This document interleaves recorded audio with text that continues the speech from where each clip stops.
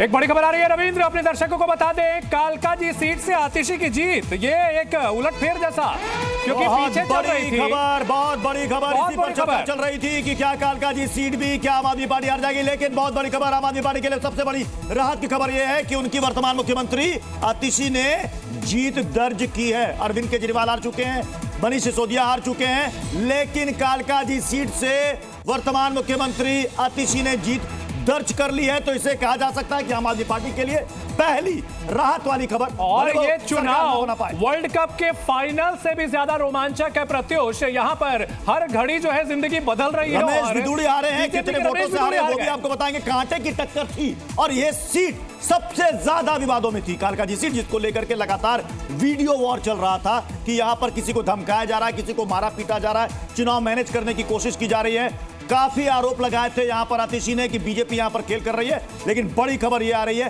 कांटे की टक्कर के बाद यहां पर आतिशी ने। अंजलि हमारे साथ जुड़ चुके हैं। अंजलि, आखिर मोमेंट में ऐसा क्या, कहां का, कौन से सीटों का, कौन से इलाके की जो है ये ईवीएम खुली जो पूरी तरह से यहां हालात बदल गए? बिल्कुल, देखिए आखिरी के 2 चरणों में लीड जो है आतिशी ने काफी अच्छी बनाई और ये तमाम जो समर्थक अंदर मौजूद उनके साथ जो उनके काउंटिंग एजेंट्स के बतौर उनके साथ अंदर गए थे, कितने वोट 4000 वोटों से मैडम जीती हैं। कौन कौन से जगह की, क्योंकि शुरू में तो पीछे चल रही थी, किन किन जगहों की ईवीएम जब खुले हैं तो आखिरी के गोविंदपुरी 9 से लेकर के 12 तक जो खुले हैं उसमें मैडम पूरे जीती हैं। 12वें और 12वें राउंड में उन्होंने अच्छी लीड बनाई है। 9, 10, 11, 12 में 9, 10, 11, 12 में, और जो बनाई है राउंड फिर वो इतने आगे चली गई हैं, फिर रोकना ही मुश्किल हो गया। 4000 वोटों से आप लोग कह रहे हैं 4000 प्लस से वोटों से जीती है, 4000 प्लस वोट्स। 2 जगह उनका पैसा, बीजेपी वालों का पैसा भी काम नहीं आया, जो कि हमें पैसा बंटवा दिया था।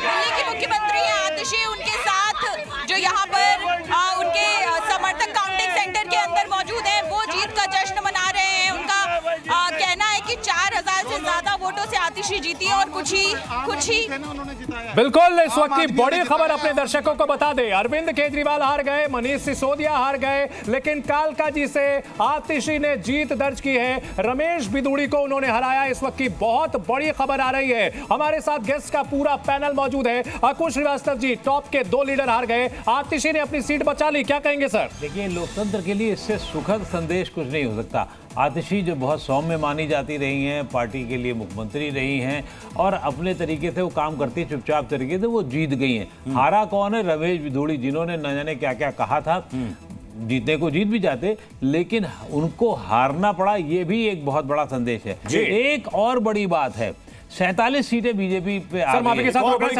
दुर्गेश पाठक आम आदमी पार्टी से चुनाव हार चुके हैं। राजेंद्र नगर से चुनाव हारे हैं दुर्गेश पाठक। ये भी आम आदमी पार्टी के बड़े नेता थे, अक्सर ये सुर्खियों में रहते थे दुर्गेश पाठक, वो भी चुनाव हार चुके हैं राजेंद्र नगर सीट से। जी, तो और दुर्गेश पाठक हार गए हैं, लेकिन मैं अब दूसरी बात करने जा रहा हूँ। बीजेपी जब 47, 48, 49 पे होगी तो जल्द फिर 2-3 दिन में आप ये भी देखेंगे कि इनके विधायकों की संख्या अचानक बढ़ के 60 भी हो जाएगी। कैसे होगी, क्या होगी? क्योंकि वो संकेत भी लगातार आम आदमी पार्टी से निकल के लोग इधर आ जाएंगे। देखिए, मतलब आप कह रहे हैं स्वाभाविक है, ये होगा, ये स्वाभाविक है, ये होगा, क्योंकि सत्ता की राजनीति में बड़ा अच्छा ठीक है। मैं मुकेश केजरीवाल जी आपसे सवाल ले लेता हूं, क्योंकि अब तक तो आम आदमी पार्टी यही कह रही है कि साहब कांग्रेस की मिली भगत से हम चुनाव हारे हैं, लेकिन मैं कालका जी सीट देख रहा हूं, यहां पर अलका लांबा ने 3000 के लगभग उन्होंने वोट पाया है, लेकिन फिर भी तो यहां पर जीत हो गई आम आदमी पार्टी की।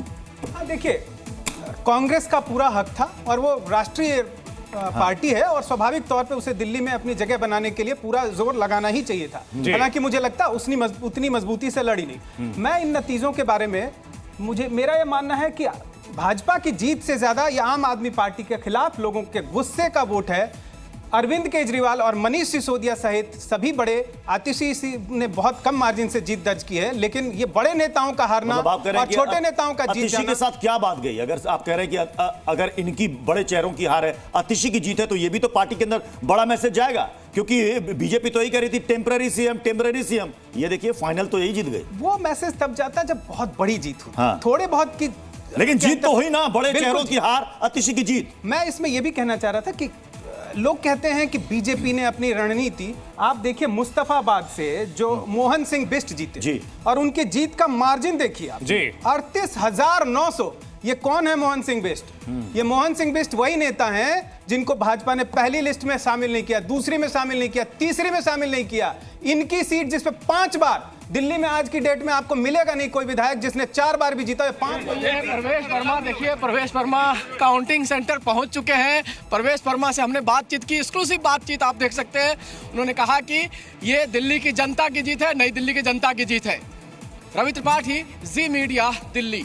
बिल्कुल, दिल्ली की जनता की जीत बताया है प्रवेश वर्मा जी ने। मुकेश जी, आप अपनी बात पूरी करें, उसके बाद अरविंद मोहन सर और राकेश उपाध्याय जी हमारे साथ इस बड़ी खबर पर जुड़े हुए हैं।